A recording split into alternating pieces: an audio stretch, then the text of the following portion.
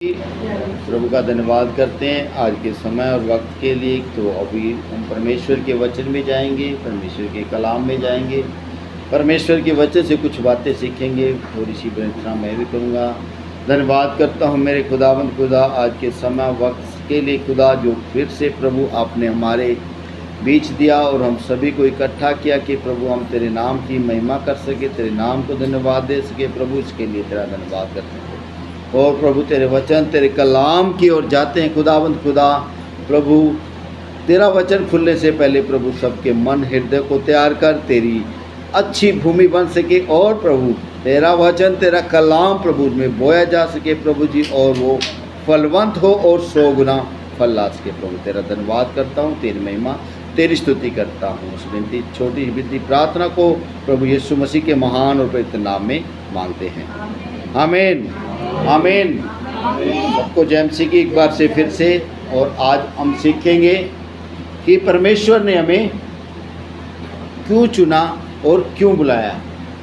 कोई बताएगा परमेश्वर ने हमें क्यों चुना, क्यों चुना परमेश्वर ने हमें?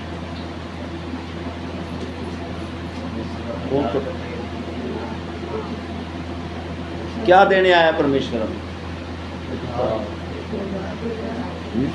प्रभु यीशु मसीह ने हमें क्या दिया, क्यों चुना, किस लिए चुना?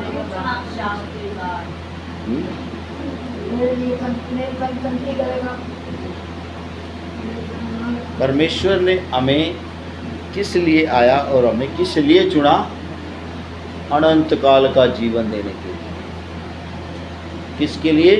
अनंत काल का जीवन, स्वर्ग राज्य का जीवन देने के लिए परमेश्वर ने हमें चुना है। किसके लिए चुना है? अनंत काल का जीवन देने के लिए। लेकिन दुनिया कहाँ, सिर्फ संसार में ही भटकी बैठी है। परमेश्वर का आने का एक ही मकसद था, एक ही रीजन था कि वो क्या दे? हमें अनंत काल का जीवन दे, कभी ना खत्म होने वाला जीवन, कभी ना खत्म होने वाला जीवन क्या दे? हमें दे। कहाँ पे दे? स्वर्ग के राज्य। अनंत काल का जीवन भी 2 प्रकार का है। अनंत काल का जीवन भी 2 प्रकार का है, या तो आप नरक में बिता सकते हो और या आप स्वर्ग में बिता सकते हो। और स्वर्ग में अगर आपने बिताना है तो उसकी कोई कंडीशन है, उसके कुछ रूल हैं, उस प्रभु ने कुछ आज्ञाएं हमें दी है। अगर आप उनको मानते हो, अगर चलते हो पूरी रीति से, क्या देख के चलना है कि मैंने स्वर्ग का राज्य प्राप्त करना है, मैंने स्वर्ग में जाना है, तभी आप उसे पा सकते हो। अगर आप दुनिया में, दुनियादारी में और दुनिया चीज़ें देख के चल रहे हो ना, तो आप उस स्वर्ग के राज्य को कदापि भी पा नहीं सकते, कभी भी उस स्वर्ग के राज्य में प्रवेश कर नहीं पाओगे। तो हम इसके पीछे में कुछ वचन देखेंगे। अपनी अपनी बाइबल लो और निकालना। मत्ती 5:3 क्या कहता है? कौन कौन स्वर्ग के राज्य में प्रवेश कर सकता है? कैसा इंसान, कैसा व्यक्ति स्वर्ग के राज्य में प्रवेश कर सकता है? जिसको परमेश्वर ने चुना है। कौन? पढ़ेंगे वचन, मैं पढ़ता हूँ 5:3, उसके आगे बचेंगे आप। कहता है धन्य है वे जो मन के दीन है। कहता धन्य है वे जो मन के दीन है, क्योंकि स्वर्ग का राज्य उन्हीं का है। कौन है? किनका है स्वर्ग का राज्य? उनका है जो मन के दीन है, नम्र है। इसको थोड़ा सा अब और भी सीखेंगे, क्या है दीनता, क्या है नम्रता। भजन संहिता 40:17 पढ़ेंगे। भजन संहिता 40:17 और 51:17 दोनों भजन पढ़ेंगे। 40:17 और 51:17 दीनता के विषय में हम जानेंगे क्या है दीनता। थोड़ा सा और गहराई में जाएंगे। भजन संहिता पढ़ेंगे 40:17। मैं तो दीन और दरिद्र हूँ, तो भी प्रभु मेरी चिंता करता है। हाँ, क्या है? मैं दीन और दरिद्र हूँ तो भी परमेश्वर मेरी चिंता करता है। यहाँ लिखा है कि धनी आदमी की चिंता करता है। वो किसकी चिंता करता है? लेकिन दीन और दरिद्र कौन? जो प्रभु के लिए है, जो प्रभु के काम के लिए है। क्या है? दीन और दरिद्र है। प्रभु का काम कर रहा है, दीन दरिद्र है, उस पर क्या है, दीन और दरिद्र है। मतलब कि दीन कैसे, आगे और पढ़ेंगे 51 का स्थान। और छुड़ाने वाला है। हाँ, तू मेरे परमेश्वर उपलब्ध है। हाँ, कौन है, वो हमारा छुड़ाने वाला है। प्रभु का वचन कहता है ना, उसने किनको चुना, दीन और दरिद्रों को चुन लिया, ताकि किसको लज्जित करे, धनवानों को लज्जित करे। आगे पढ़ेंगे 51 का 17 पढ़े। टूटा मन परमेश्वर के योग्य बलिदान है, और हालेलुया। परमेश्वर तो टूटे और पिसे हुए मन को तुच्छ नहीं जानता। हालेलुया। टूटा मन परमेश्वर के योग्य क्या है, बलिदान है।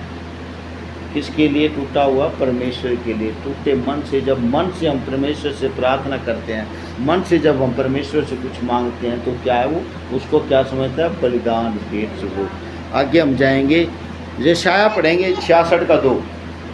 देखो परमेश्वर कैसे लोगों से प्रसन्न होता है, जो प्रभु के रास्ते पे चलते हैं या प्रभु के मार्ग पे चलते हैं, और कैसे क्या पसंद है प्रभु को। देखो दीनता में क्या पसंद है, माँ यहोवा इसको की वाणी, हाँ, यहोवा की यह वाणी है, ये सब वस्तुएं मेरे ही हाथ की बनाई हुई हैं, हाँ, इसलिए ये सब मेरी ही हैं। हाँ, परंतु मैं उसी की ओर दृष्टि करूंगा जो दीन और खेदित मन का हो, और मेरा वचन सुनकर थरथराता हो। कहता है ये सारी पृथ्वी मेरी रची हुई है, मेरी बनाई हुई है, ठीक है। लेकिन मैं प्रसन्न किससे होता हूँ, जो मन से खेदित, दरिद्र है, दीन है, और जो मेरा वचन सुनकर थरथराता है, जिसका अंदर मेरे नाम का डर और भय है।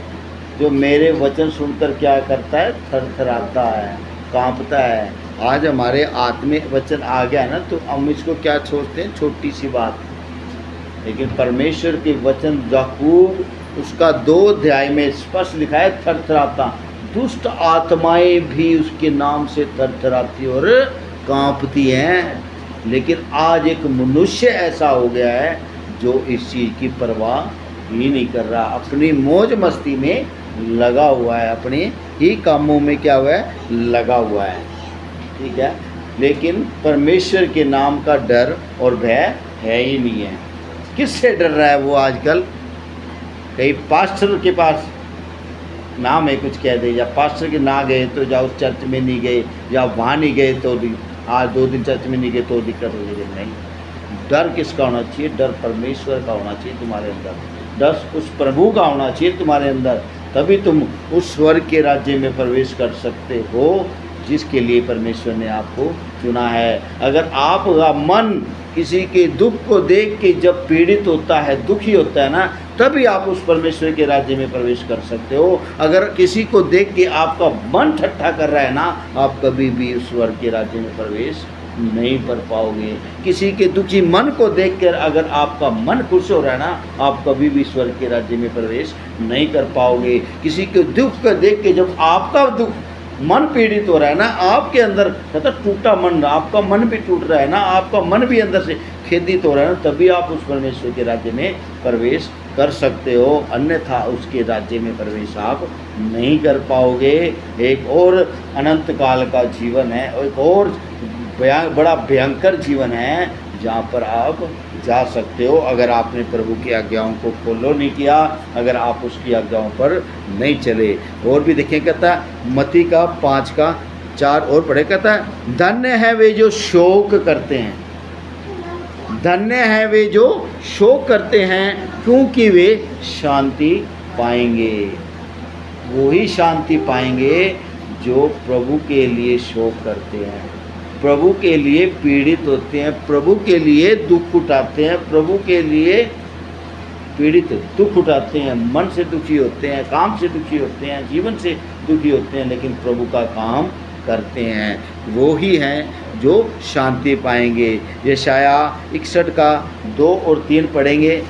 यशाया 61 का 2 और 3 वचन क्या लिखा है उसमें? यशाया 61 का 2 और 3 वचन। कि यहोवा के प्रसन्न रहने के वर्ष का और हमारे परमेश्वर के पलटा लेने के दिन का प्रचार करूं कि सब विलाप करने वालों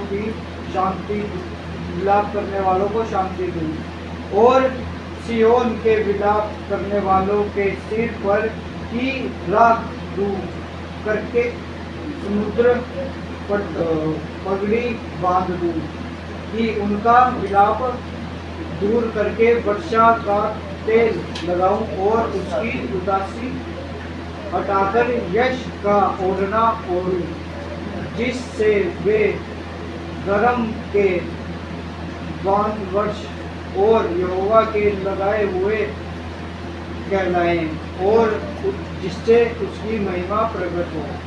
हालेलुया। क्या लिखा है वचन, क्या कहता है? कहता है कि यहोवा ने प्रसन्न करने के वर्ष का और हमारे परमेश्वर के पलटा लेने के दिन का प्रचार करूं कि सब विलाप करने वालों को शांति दूं। किनको शांति मिलेंगी? जो प्रभु के लिए विलाप करते हैं। प्रभु के लिए क्या करते हैं? विलाप, शोक। इधर आजा भाई, इधर कोई बात नहीं, इधर आजा। प्रभु के लिए क्या करते हैं? शोक, विलाप। परमेश्वर क्या देगा? उन्हीं को शांति देगा, उन्हीं को वो कहता धीरज देगा, शांति पाएंगे। वे ही शांति पाएंगे जो प्रभु के लिए क्या कर रहे हैं? शोक। जो प्रभु के लिए क्या कर रहे हैं? दुखी हो रहे हैं, ठीक है, वो ही है जो शांति पाएंगे। इसलिए प्रभु का वचन कहता है धन्य हैं वे जो शोक करते हैं क्योंकि वे शांति पाएंगे। किसके लिए? प्रभु के लिए दुखी होते हैं, प्रभु के काम के लिए दुखी होते हैं, वे ही हैं जो शांति पाएंगे। अब यूहन्ना 16 का 20 और पढ़ेंगे। क्या कहता है प्रभु का वचन? यूहन्ना 16 का 20 इसी के विषय में।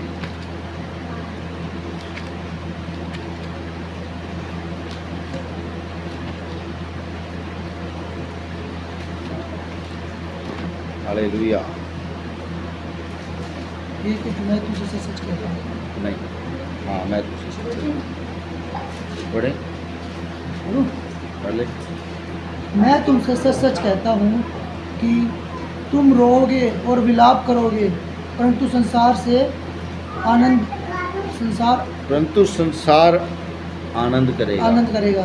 तुम्हें शोक होगा, परंतु तुम्हारा शोक आनंद में बन जाएगा। हालेलुया।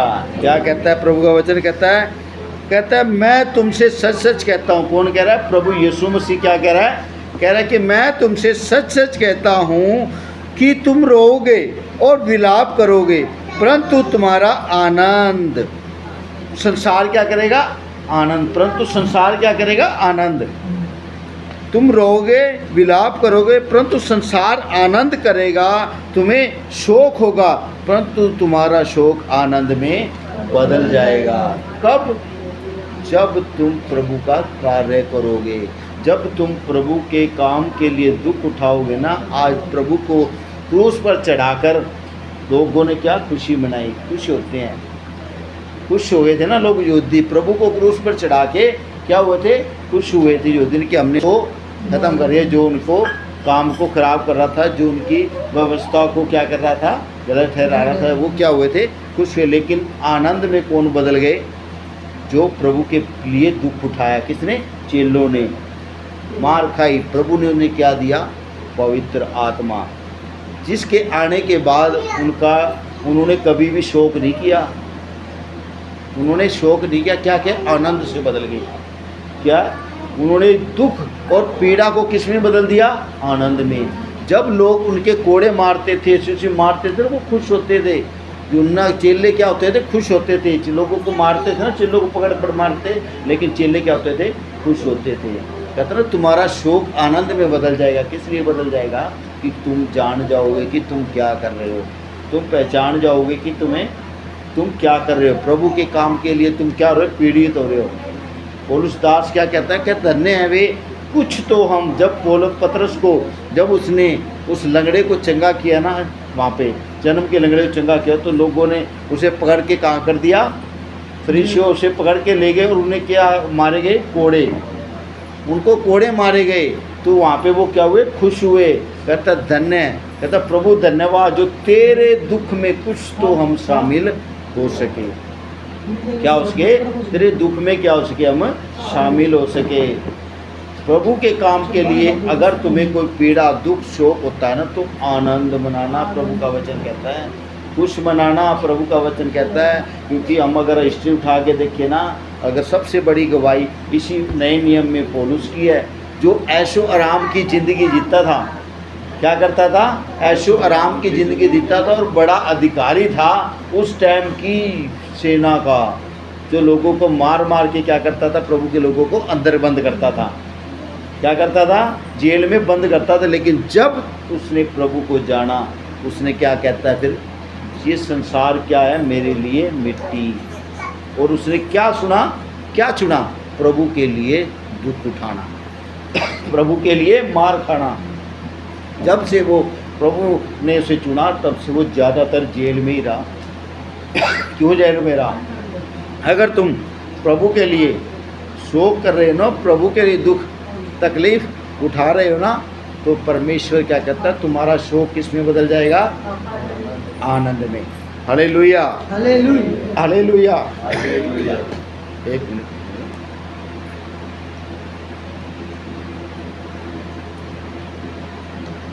और पढ़ेंगे। मत्ती 5:5 कहता है, धन्य है वे जो नम्र हैं, क्योंकि वे ही पृथ्वी के अधिकारी कहलाएंगे। धन्य हैं वे जो नम्र हैं, वे ही पृथ्वी के अधिकारी कहलाएंगे। भजन संहिता 37 पढ़ेंगे। इसमें भजन संहिता 37, एक 25 निकालेगा, एक 37 का 11, एक 25 का 9 और 147 का 6। भजन संहिता 37 का 11 पढ़ेंगे, 25 का 9। नम्र लोग पृथ्वी के अधिकारी होंगे और हालेलुया। बड़ी शांति के कारण आनंद मनाएंगे। हालेलुया। कौन? नम्र लोग। नम्र लोग क्या होंगे? पृथ्वी के अधिकारी होंगे, और कहता है वे शांति भी पाएंगे। और 25 का 9 और पढ़ेंगे। वह नम्र लोगों को न्याय की शिक्षा देगा। हाँ, वह नम्र लोगों को अपना मार्ग दिखाएगा। हालेलुया। किसको शिक्षा देगा? नम्र लोगों को। जो नम्र हो जाएंगे, परमेश्वर उन्हें सिखाएगा, परमेश्वर उन्हें शिक्षा देगा। क्या लिखा है कि क्या देगा? वह नम्र लोगों को न्याय की शिक्षा देगा। किसकी? न्याय की। किसे? गलत और सही का उन्हें मतलब बताएगा। उन्हें परखने वाली वो एक आत्मा देगा, जिससे वो परख सकेंगे कि गलत क्या है और सही क्या है। किनको? जो नम्र होंगे, वो ही पाएंगे जो नम्र होंगे। हाँ, कहता है नम्र लोगों को अपना मार्ग भी दिखाएगा। क्या दिखाएगा? उसे अपने मार्ग पर वो चलाएगा, उसे सिखाएगा, उसे बताएगा। जो नम्र होंगे, जो क्या होंगे? दीन होंगे, नम्र, नम्रता, जिनके स्वभाव में, जिनकी बातों में क्या होगी? नम्रता होगी, वो ही प्रभु के पृथ्वी के अधिकारी ठहराए जाएंगे। आगे बढ़ेंगे। यशाया 29 का 19, 147 का 6 हो गया।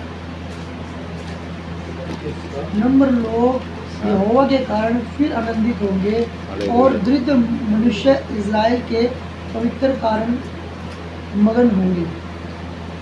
हालेलुया। इसे एक वचन रहेगा। भजन संहिता 147 का 6 और पढ़ेंगे। देखो क्या लिखा है। कहता है, यहोवा नम्र लोगों को संभालता है और दुष्टों को भूमि में गिरा देता है। हालेलुया। किसको संभालता है? वो नम्र लोगों को। किसकी? और उसकी आंखें लगी रहती है नम्र लोगों को। वो उन्हें गिरने नहीं देता, लेकिन दुष्ट लोगों को क्या करता है? कहता है वो गिरा देता है। भूमि पे गिराना मतलब क्या है? कि अगर उसके जितना भी, जैसे राजा को क्या बना दिया? रंक। इसका मतलब क्या है? एक राजा को 1 मिनट में, 1 चुटकी लगती है उसे रंक बनाने में। इसको? परमेश्वर को। वो किसी को भी राजा बना सकता है, और किसी को भी राजा से 1 मिनट में ही रंक बना सकता है। वो परमेश्वर है, वो सर्वशक्तिमान प्रभु है। तो नम्र लोगों को क्या करता है, वो संभालता है, उसे ऊंचे पर उठाता है, उसे खड़ा करता है। हालेलुया। और आगे पढ़ेंगे, कहता है मत्ती 5:6 भी पढ़ेंगे। कहता है धन्य है वे जो धार्मिकता के भूखे और प्यासे हैं, क्योंकि वे तृप्त किए जाएंगे। हालेलुया। धन्य है वे जो धार्मिकता के भूखे और प्यासे हैं। धार्मिकता का मतलब क्या है? क्या मतलब है धार्मिकता का? धार्मिकता का, ठीक है, धार्मिकता, ठीक है। यशाया 55:1, यशाया 55:1 से 2।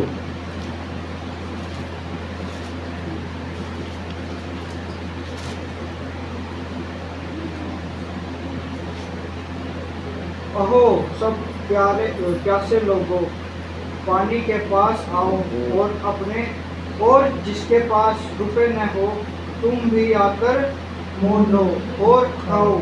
दाख मधु और दूध बिन रुपए और बिना दाम ही आकर ले लो।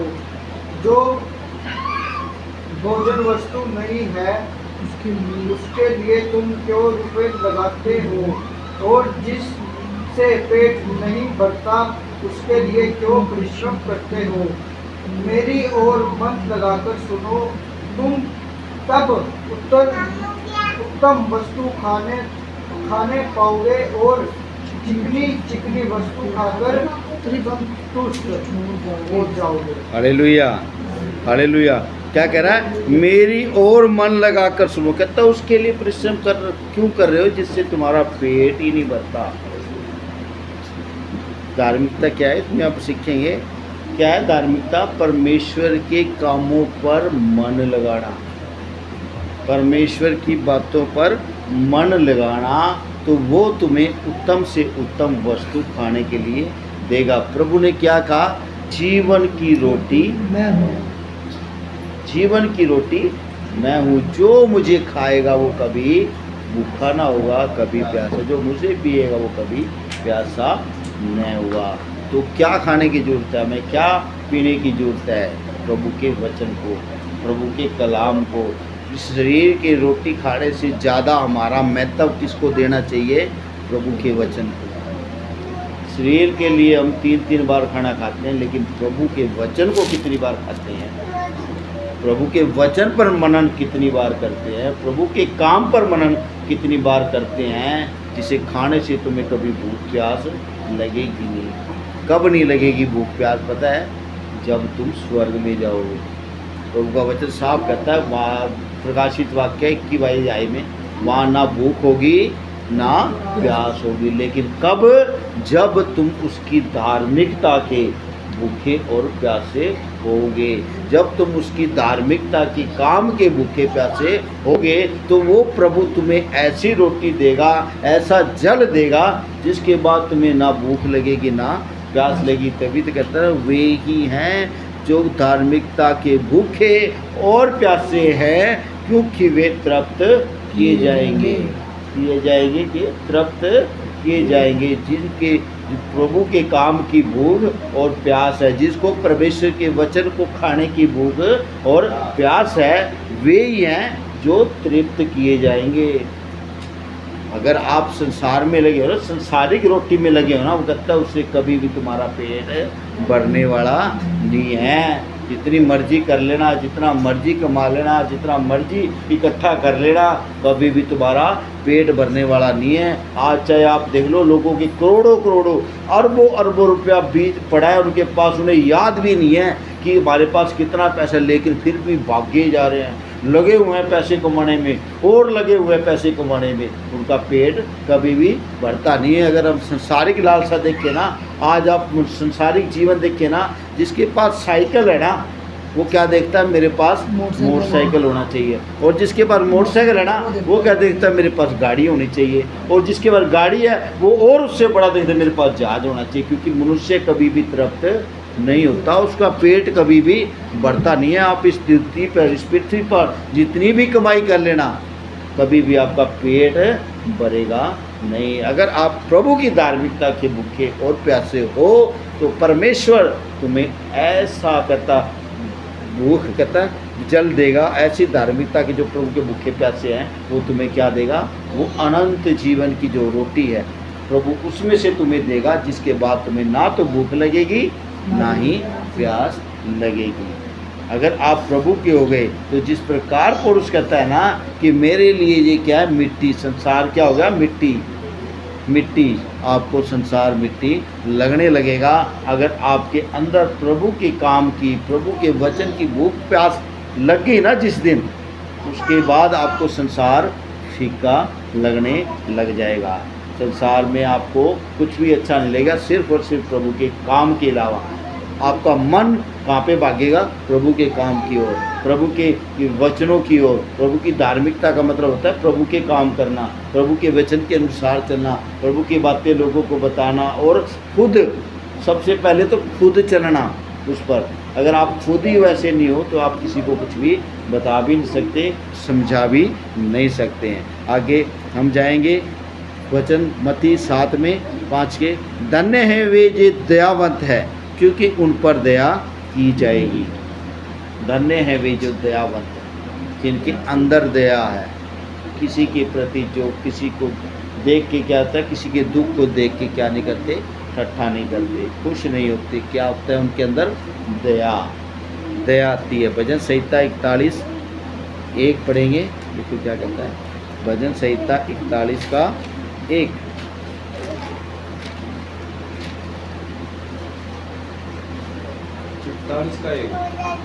क्या ही धन्य है वह जो कंगाल की सुधि रखता है, विपत्ति के दिन यहोवा उसको बचाएगा। Hallelujah, hallelujah.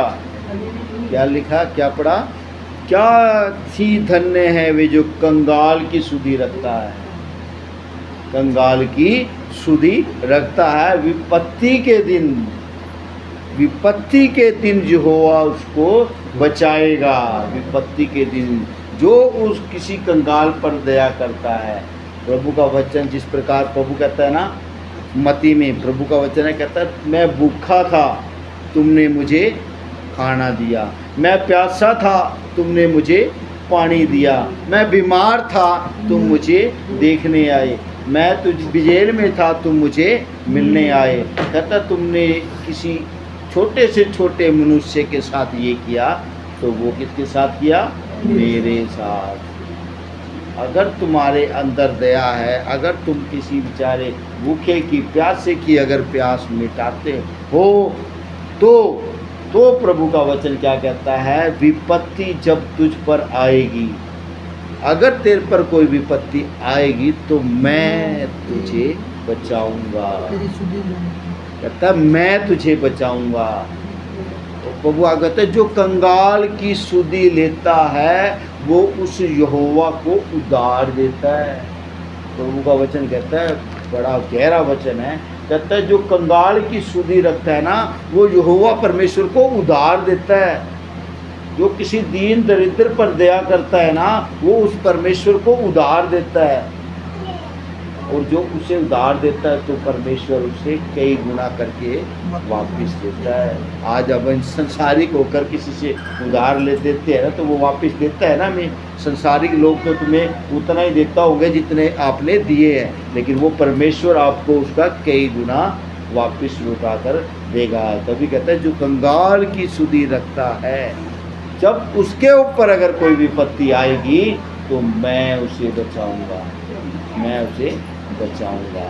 तो वे ही हैं जो स्वर्ग के राज्य में प्रवेश करेंगे, जिनके अंदर क्या है, दयावंत है, जिनके मन के अंदर दया है, जिनके मन के अंदर किसी दुखी को देख के मन के अंदर दया आती है, मन उनका भी दुखी हो जाता है। वे ही हैं जो प्रभु के राज्य को देखेंगे, प्रभु के राज्य में प्रवेश करेंगे। मेरा टॉपिक क्या था कि प्रभु क्या देने आया था, अनंत जीवन।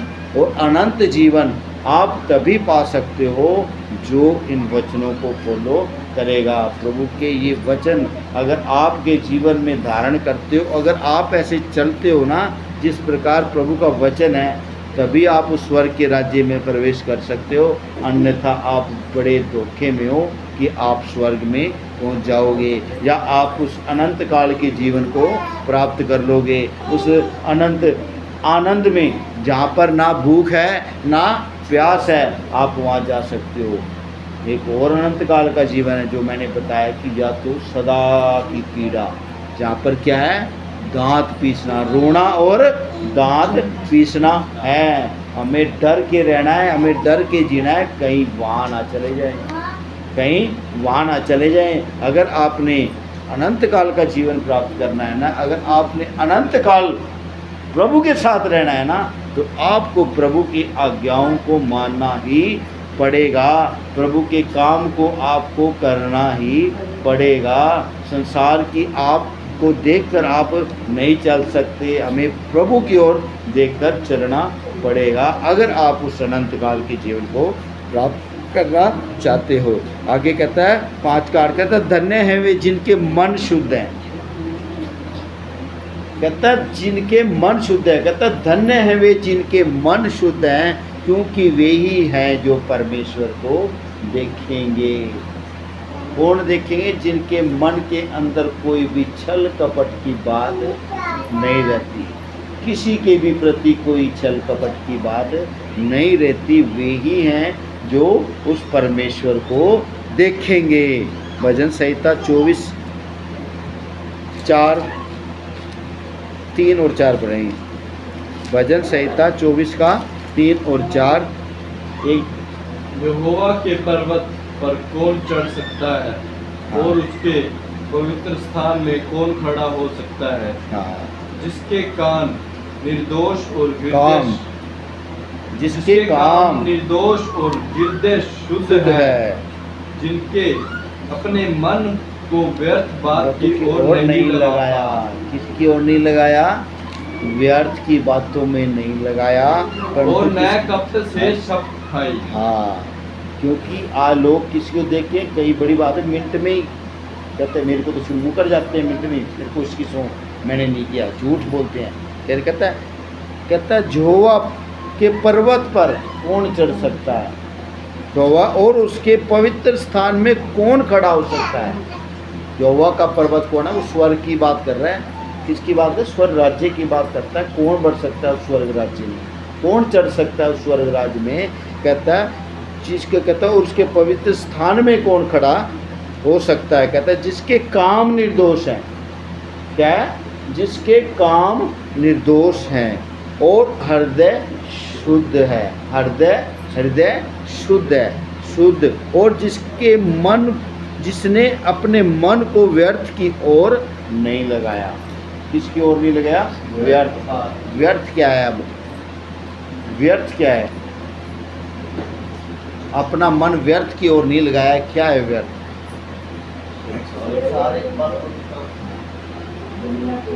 सारी लालसाओं की तरफ पूरा का पूरा संसार।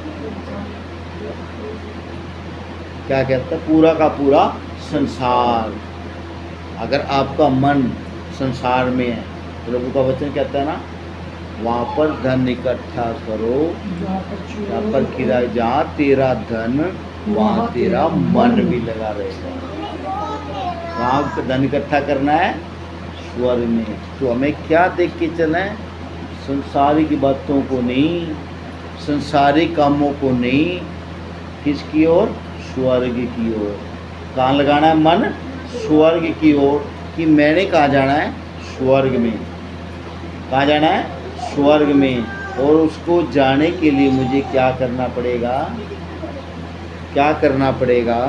अपने मन को शुद्ध, अपने मन में किसी के प्रति कोई भी जलजलाहट, कोई भी कड़वाहट, किसी भी प्रकार की किसी के प्रति हमारे मन के अंदर जलन नहीं होनी चाहिए। मन कहता है शुद्ध। शुद्ध, जो शुद्ध होगा वही उस परमेश्वर के राज्य में प्रवेश कर सकता है, वही उसके पवित्र स्थान में खड़ा हो सकता है, वही उसके पवित्र पर्वत पर चढ़ सकता है। अगर तुम्हारा मन संसार में लगा हुआ है ना, संसार की तरफ ज़्यादा भागता है ना, परमेश्वर की तरफ ज़्यादा नहीं भागता ना, तो आपको अपने मन को जांचने की ज़रूरत है और उसे बदलने की ज़रूरत है। उसे वहाँ से हटाकर किसकी, परमेश्वर की ओर लगाने की ज़रूरत है। अपने आप को जांचो, परखो, ये मत सोचो कि समा बहुत है। हम अनंत के जीवन में जी रहे हैं, ये अंत का समा है, चल रहा है। हो नहीं सकता कि अगले ही पल, आज ही रात, आज ही थोड़ी देर में ही प्रभु आ जाए। ये मत सोचना कभी भी कि मैं आज नहीं कल कर लूँगा, मैं परसों कर लूँगा, परसों से प्रभु की तरह काम पे अच्छी तरह चल लूँगा। नहीं, हमें आज से ही बदलना पड़ेगा। हमें आज से ही प्रभु के काम की ओर ध्यान लगाना पड़ेगा, परमेश्वर की बातों की ओर ध्यान लगाना पड़ेगा। उस बात की ओर ध्यान लगाना पड़ेगा कि परमेश्वर को क्या अच्छा लगता है, परमेश्वर को क्या भाता है, परमेश्वर किस बात से प्रसन्न होता है, वो किस बात से दुखी होता है। तो जिनके मन शुद्ध हैं वो ही परमेश्वर के राज्य में प्रवेश कर सकते हैं। अपने आप को जांचो, कहीं आपके मन के अंदर कोई ऐसी बात तो नहीं आती किसी के प्रति। अगर आती है तो आपको ख़त्म करनी पड़ेगी उस बात को। आपको अपने मन को क्या, प्रभु की ओर देखकर उस सब बातों को भूलना होगा, सब बातों को अपने मन से निकालना होगा और परमेश्वर की बात की ओर मन लगाना होगा। हालेलुया। और आगे एक वचन में जाएंगे, कहता है धन्य है वे जो मेल कराने वाले हैं, वे ही परमेश्वर के पुत्र कहलाएंगे। Hallelujah, hallelujah. धन्य है वे जो मेल कराने वाले हैं। अब इसके विषय में हम पढ़ेंगे मत्ती 5 का 44-45, मत्ती 5 का 44 और 45 वचन। धन्य है वे ये मेल करण। मैं तुमसे यह कहता हूँ कि अपने बैरियों से प्रेम रखो और अपने सताने वालों के लिए प्रार्थना करो, हालेलुया। जिससे तुम अपने स्वर्गीय पिता की संतान ठहरो, क्योंकि वह भले और बुरे दोनों पर अपना सूर्य उदय करता है और धर्मी और अधर्मी दोनों पर मेघ बरसाता है। हालेलुया। क्या कह रहा है, कहता है तुम सुन चुके हो कि कहा गया था कि अपने पड़ोसी से अपने समान प्रेम रखना और अपने बैरियों से, कहता है और अपने बैरी से बैर। क्या सुना था, पुराने नियम की क्या व्यवस्था थी कि जो बैरी था उससे बैर रखा जाता था और जो भला था उसके साथ भलाई की जाती थी, जो बुरा था उसके साथ बुराई कर दी थी। क्योंकि प्रभु का वचन कहता था कि दांत के बदले हाथ, दांत और हाथ के बदले हाथ। पुराना जो नियम था वो ये था। लेकिन प्रभु ने क्या कहा, कहता तुम सुन चुके, परंतु मैं तुमसे यह कहता हूँ कि अपने बैरियों से प्रेम रखो।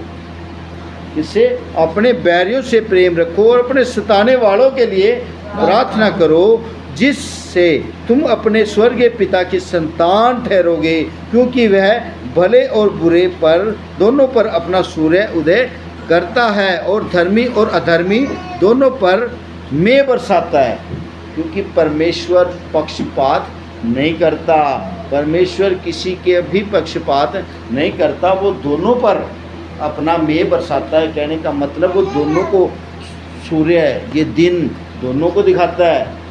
तुम पक्षपात किसी का भी मत करो, तुम किसी को गलत या किसी को वो बैर मत रखो, क्योंकि वो भी मेरा जाना, हो सकता है वो बदल जाए, हो सकता है प्रभु के पीछे आ जाए। तुम्हें सिर्फ क्या करनी है, उसके लिए प्रार्थना करनी है। तुम्हें किसी से घृणा नहीं करनी, तुम्हें किसी से घृणा नहीं करनी। तुम्हें क्या करना है, प्रेम रखना है, प्रेम रखना है। तुम किसी को पापी नहीं कह सकते, तुम किसी को गलत नहीं कह सकते। एक वक्त में प्रभु का वचन, जब पतरस छत पर सोया हुआ था ना, पतरस छत पर सोया हुआ था तो उसे भूख लगी हुई थी और भूख लगी में वो क्या हो गया, सो गया छत पर।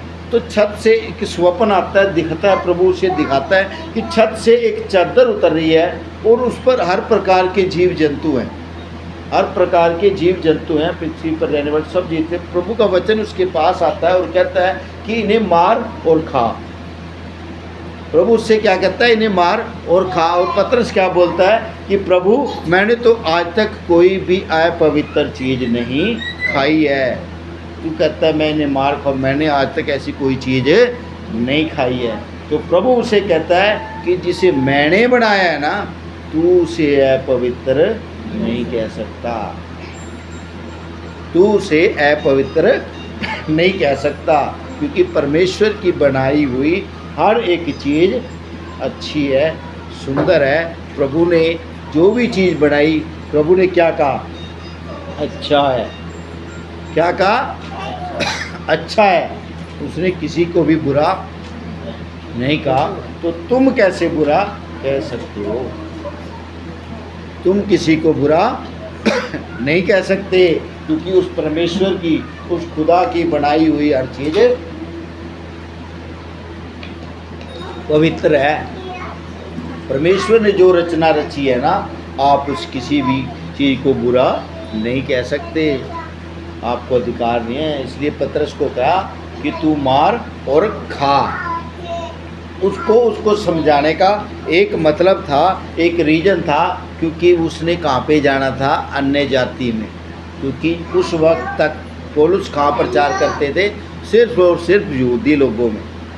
वो अन्य जाति के घर नहीं जाते थे प्रचार करने, क्योंकि अन्य जाति को क्या समझा जाता था, पशु के समान। अन्य जाति को प्रभु क्या लोग समझते थे, पशु के समान। जहाँ पे एक उकरानी स्त्री आई, उसको क्या कहा था प्रभु ने, कुत्ते। कहता लड़कों की रोटी मैं कुत्तों के आगे नहीं डाल सकता। क्या समझा जाता था अन्य जातियों को, पशु के समान। और प्रभु का वचन कहता है जिसके अंदर प्रभु का वचन नहीं है ना, वो पशु सरीखा है, पशु के समान है। जिसके अंदर प्रभु का वचन नहीं है, जिसके अंदर प्रभु का वचन नहीं है, वो पशु के समान ही है। तो अन्य जाति क्या थी, पशु के समान ही थी। इसीलिए प्रभु ने उसको क्या कहा था, कुत्तों का क्या दर्जा दिया था, कुत्ते का था। मैं अपने लड़कों की रोटी कुत्तों के आगे नहीं डाल सकता। क्यों कहा था प्रभु ने, इसीलिए कहा था। उसका रीज़न था, परमेश्वर कभी भी कुछ बात बोलता था तो ऐसे नहीं बोल देता था। वो पीछे से पीछे बहुत कुछ चीज़ें थी, वो सबको देख के फिर बात करता था। तब उसने क्या कहा कि मैं लड़कों की रोटी कुत्तों के आगे नहीं डाल सकता। तब उसने पतरस को प्रभु ने समझाया था कि तू इनको मार और खा, क्योंकि वह कहा जाने वाला था अन्य जाति के घर प्रचार करने। क्योंकि उसको लेने के लिए 3 सूबेदार कुरनेलियुस के घर पे उसने जाना था, और 3 मंत्री उसके लेने के लिए बाहर खड़े थे, कहीं वो इनको मना ना कर दे कि मैं दूसरी जाति के घर नहीं जाऊंगा। इसलिए प्रभु ने उसे समझाया कि जो चीज़ मैंने बनाई है उसे तुम अपवित्र नहीं कह सकते। तुम्हें किस लिए बनाया, तो कहता है मेल कराने वाले। सबका मेल हमें कराना है, सबको प्रभु का वचन सुनाना है।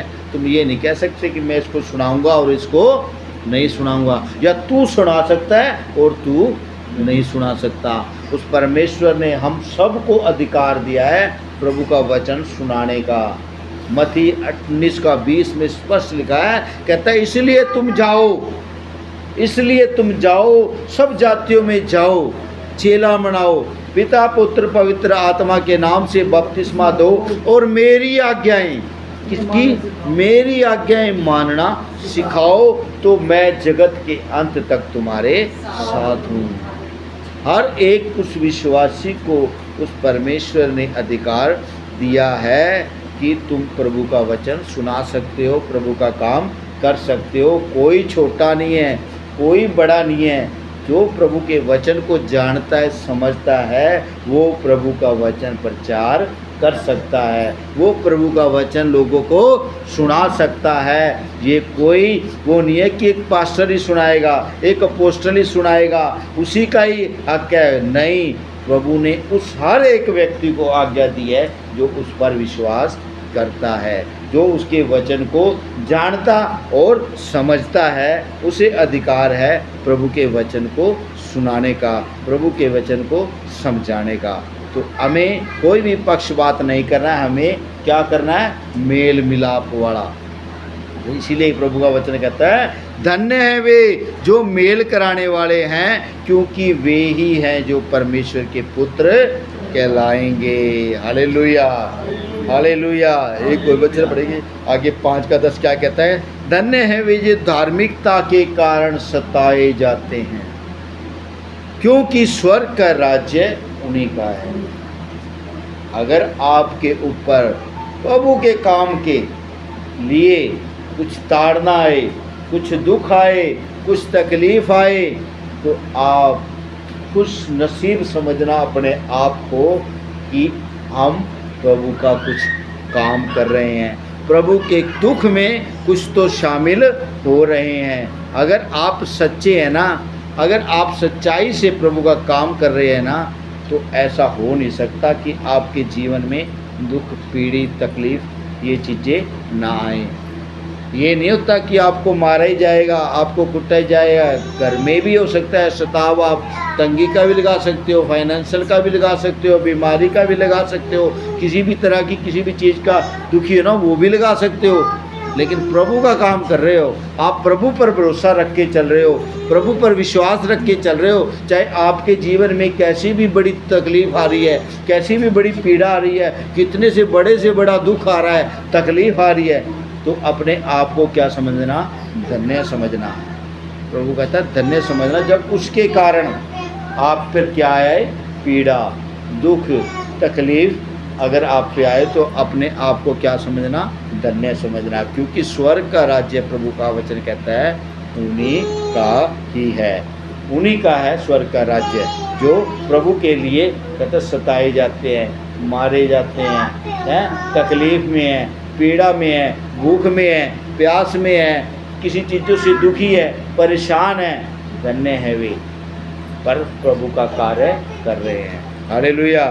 आगे पढ़ेंगे 5 कहता है क्योंकि हो धन्य हो तुम। चल 2 कुरिन्थियों 4:17 एक वचन पढ़ेंगे इसी के रिकॉर्डिंग। 2 कुरिन्थियों 4:17।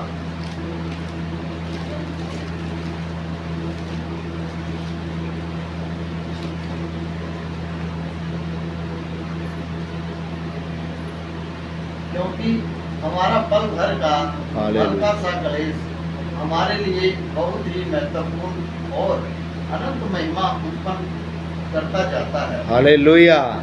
क्या लिखा है देखो, क्योंकि हमारा पल भर का हल्का सा क्लेश हमारे लिए बहुत ही महत्वपूर्ण और अनंत महिमा उत्पन्न करता जाता है। अगर आप क्लेश सह रहे हो ना, आपके लिए उत्तम है, वो आपकी महिमा के लिए है। पल भर का क्लेश मतलब क्या है? इस जीवन का कितने साल का है जीवन? ये 50, 60, 70, 80, 100, इससे ज़्यादा किसी का इस पृथ्वी पर जीवन नहीं है। लेकिन वो कहते हैं पल भर का क्लेश, पल भर का क्लेश हमारे लिए बहुत ही महत्वपूर्ण अनंत महिमा, कहता बहुत ही महत्वपूर्ण और अनंत महिमा उत्पन्न कर रहा है। क्या कर रहा है? हमारे लिए स्वर्ग में जगह बना रहा है, हमारे लिए स्वर्ग में स्थान बढ़ा रहा है। अगर आप प्रभु के लिए क्लेश उठा रहे हो, अगर आप प्रभु के लिए तकलीफ उठा रहे हो, आप अपनी जगह स्वर्ग के राज्य में पक्की कर रहे हो। अपनी राज्य, अगर जो संसार में खुश है, संसार में मगन है ना, वो कभी भी उस परमेश्वर के राज्य में प्रवेश नहीं कर सकता, कभी भी नहीं कर सकता। तभी तो प्रभु का वचन कहता है कि धनी का परमेश्वर के राज्य में प्रवेश करना बहुत कठिन है। सुई के नाके से ऊंट का गुजर जाना आसान है, परंतु धनी का परमेश्वर के राज्य में प्रवेश करना बहुत ही कठिन है। Hallelujah, hallelujah. मत्ती 5:11 पढ़ेंगे, कहता धन्य हो तुम जब मनुष्य मेरे कारण तुम्हारी निंदा करे और सताए और झूठ बोल बोल कर तुम्हारे विरोध में सब प्रकार की बुरी बातें कहे। Hallelujah, hallelujah. क्या कहता है? सब प्रकार की बातें तुम, कहता है हमारे विरुद्ध कहे, तो कहता है धन्य हो तुम, धन्य हो तुम। यशाया 51:7, यशाया 51:7 पढ़ेंगे हम। क्या कहता है? कहता है धन्य है हो तुम जब मनुष्य मेरे कारण तुम्हारी निंदा करे और सताए और झूठ बोलकर तुम्हारे विरोध में सब प्रकार की बातें कहे। कहता है भविष्यद्वक्ता क्या कहता है इस विषय में? 51 का 7 पढ़ेंगे। कहता है, मैं धर्म के जानने वालों, जिनके मन में मेरी व्यवस्था है, तुम कान लगाकर मेरी सुनो। मनुष्य की नामधराई से मत डरो। कहता है, मनुष्य की नामधराई से मत डरो और उनके निंदा करने से विस्मित न हो। उसकी निंदा करने से विस्मित न हो, क्योंकि घुन उन्हें कपड़े के समान और कीड़ा उन्हें ऊन के समान खाएगा, परंतु मेरा धर्म अनंत काल तक और मेरा उद्धार पीढ़ी से पीढ़ी तक बना रहेगा। जो तुम्हारी निंदा करते हैं, जो तुम्हारी चुगली करते हैं, जो तुम्हारे विरोध में झूठ की बातें बोलते हैं ना, प्रभु का वचन कहता है, समान कहता है, वो घुन के समान उनके कपड़ों को खा जाएगा। कहता है, घुन के समान उनके कपड़ों को खा जाएगा और कीड़ा उन्हें ऊन के समान खाएगा। प्रभु कहता है, कीड़ा उनको ऊन के समान खाएगा। तुम मत कहना अगर तुम्हारे विरोध में तुम्हारी कोई निंदा करता है। इसलिए प्रभु का वचन कहता है कि ये लड़ाई तुम्हारी नहीं है, मेरी है। तुम्हारी लड़ाई क्या कहता है? मैं लड़ूंगा, तुमने कुछ भी नहीं कहना। और यहाँ पे प्रभु का वचन साफ कह रहा है कि गुण के समान खा जाएगा उसको। जो तुम्हारी निंदा करते हैं, जो तुम्हारे सताते हैं, जो तुम्हें तकलीफ देते हैं, जो तुम्हारे विरोध निंदा की बातें करते हैं, परमेश्वर उनसे आप पलटा लेगा। क्योंकि प्रभु का वचन कहता है कि पलटा लेना तेरा काम नहीं है, पलटा उनसे मैं लूँगा। अगर हम खुद ही अगर आगे सवाल जवाब करते हैं या कुछ उल्टे जवाब देते हैं तो परमेश्वर आपके साथ फिर नहीं खड़ा। हमें अगर कोई निंदा करता है, हमें अगर कोई गलत कहता है, हमें अगर कोई चुगली हमारी करता है, हमारे विरोध में कुछ कहता है, तो हमें कुछ भी बोलना नहीं है। हमें चुप करके वहाँ से आ जाना है और प्रभु को सौंप देना है। प्रभु तू देखेगा। हमें सिर्फ क्या करनी है? प्रार्थना करनी है। उसके लिए भी प्रार्थना करनी कि प्रभु इसे क्षमा कर। जिस प्रकार प्रभु ने की ना, जब उसे क्रूस पर चढ़ाया जा रहा था, लोग उसे थप्पड़ मार रहे थे, लोग उसे मुक्के मार रहे थे, लोग उसकी दाढ़ी को नोच रहे थे, लेकिन प्रभु क्या कहता है? प्रभु इन्हें क्षमा कर, क्योंकि ये जानते ही नहीं कि ये क्या कर रहे हैं। आज भी लोग अगर तुम्हें गलत सही कुछ कहते हैं ना, तो क्यों? क्योंकि वे जानते नहीं हैं कि हम क्या कर रहे हैं और वो क्या कर रहे हैं, हम क्या सीख रहे हैं या हम किस मार्ग पर चल रहे हैं और वो किस मार्ग पर चल रहे हैं, क्योंकि वे जानते ही नहीं हैं। वो अनजानी में ये सब बातें कर रहे हैं। हमें आकर क्या करनी है? प्रार्थना करनी है। चाहे तो परमेश्वर उन लोगों के मन को बदल सकता है, चाहे तो परमेश्वर उन्हें ला सकता है। अगर वो ढीठ और विरोध करने वाले ही रहे ना, तो परमेश्वर आप ही उनसे पलटा लेगा। परमेश्वर उन्हें आप ही देखेगा। परमेश्वर आप सबको इस वचनों के द्वारा आशीष दे। सबको जय मसीह की।